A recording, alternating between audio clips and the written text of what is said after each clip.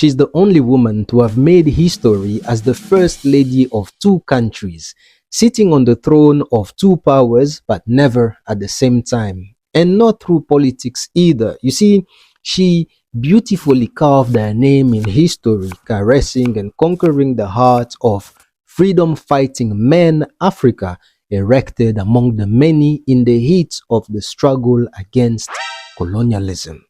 But let's be clear on one thing. She wasn't just some random woman with a pretty face in history.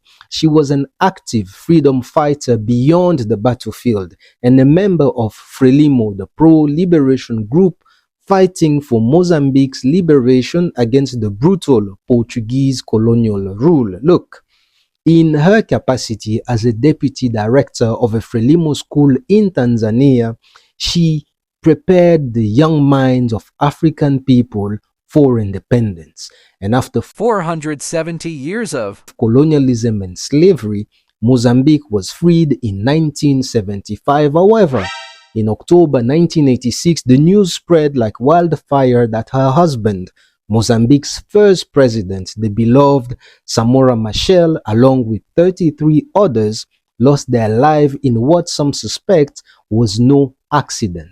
Side notes. A year later, again in October, in Burkina Faso, Captain Thomas Isidore Sankara's life was claimed by an African Uber driver of imperialism. But back to the story. 4 years after the Machel's tragedy, Africa found a new reason to smile after Nelson Mandela was released unconditionally from prison.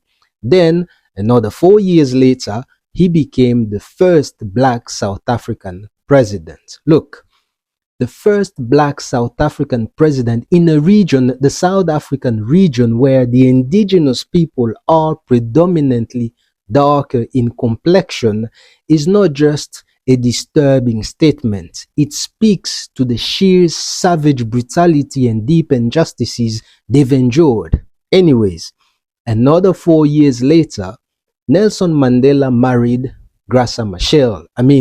Needless to say, he was a quarterly man. But what's even more fascinating about her story is that she kept the name Machel and never stopped carving a legacy in Africa's history. You see, she was more than just the woman who married two powerful men. Just like an elephant, she carried her weight. We, ni nini?